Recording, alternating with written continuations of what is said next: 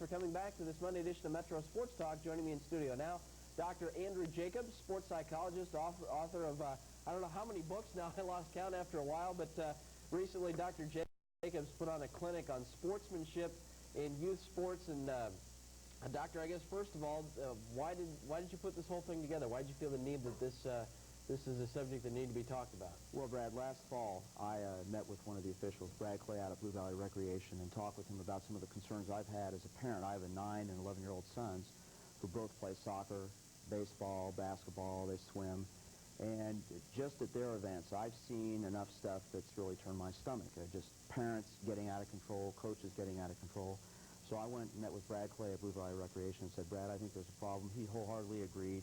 And together we put on this seminar a couple weeks ago, February 3rd, made it open to the public. We had a panel of 7 people who talked about sportsmanship. Frank Bowl, Mark Vlasic, Edmund Rogova, Patty Phillips, the director of Winford, Kansas City, Ben Sarzinski, who's been an official here in town for years, and Mike Ball from the National Youth Sports Coaches Association in Palm Beach came in.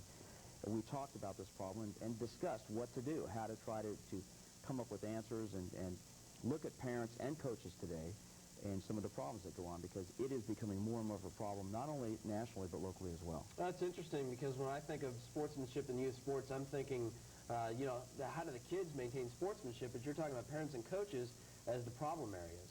Well, when I met with Brad Clay, we discussed some of the issues that I've seen myself as a parent. I've been yelled at by fans in the stands for coaching, sending kids home and scoring on plays. A couple weeks ago, I saw a coach go ballistic, screaming at his kids, and then they played super aggressively out of fear of him yelling at them. And Brad wholeheartedly agreed there's a problem. So that's why this seminar went on. And I think it's becoming more and more of a problem with parents who are trying to live their lives out through their kids. Everybody wants their child to succeed. Everybody wants their child to be the best. But the problem I think we have now in our society is there's so much focus on winning. So many people want to be number one. Youth sports isn't about that. It's about learning. It's about developing things. It's about learning techniques and learning good sportsmanship, how to play the sport properly.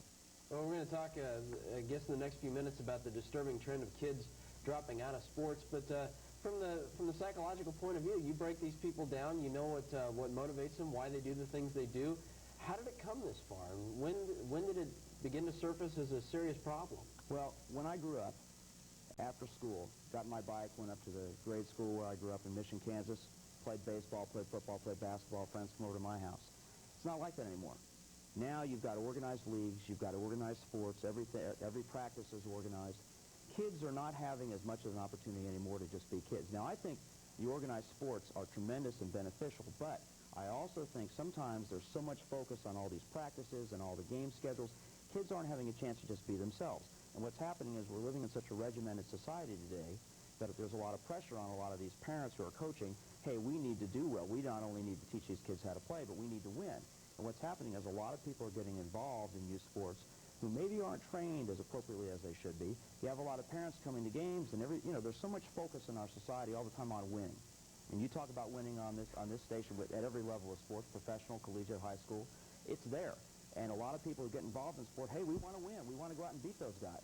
But what starts to happen is that a lot of these people get carried away.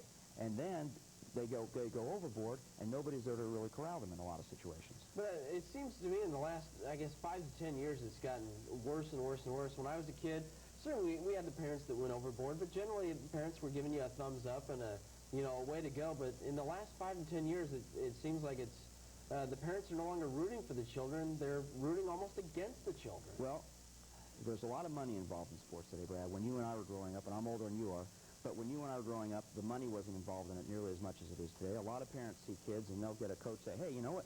Your daughter's got a lot of potential. She keeps playing softball. You never know. She might get that scholarship. Well, all of a sudden, parents start thinking, well, gosh, maybe she will get a scholarship. We need to talk to a nutritionist. Maybe we need to talk to a sports psychologist. We need to talk to a physiologist. We need to get her going. And what starts to happen is a lot of pressure starts coming on the kids from parents because they're thinking we can get a scholarship out of this. And I think a lot of kids are losing the enthusiasm. You know, the statistics state right now that kids after 13 years of age, there's a 70% dropout rate. 70%.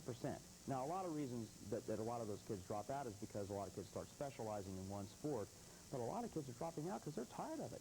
They're tired of the demands and the pressures from parents to have to go out and they're quitting. I'm seeing it in my office. I have a lot of young people that come into my office and want to talk to me about quitting because they're tired of playing. And it's not quitting because they don't like the sport. They're quitting because if I quit, I don't have to deal with mom and dad anymore. And, you know, that's the biggest problem. There have been a number of studies across the country in a number of situations. There's something in soccer, youth soccer, called Silent Sunday that they have periodically different Sundays throughout the country. And what it is it's a situation where the parents and the coaches are not allowed to yell or scream other than when a goal is scored. And they're just supposed to be quiet. No yelling, get back, mark that person, or do this or do that. It's just go out and play. And the parents and coaches have to be quiet. And in Cleveland, they've done this for several years with tremendous success. And the kids there have said that when the parents and coaches aren't yelling, it's fun again. There isn't this pressure, we've got to score, we're behind. They're just out there having fun.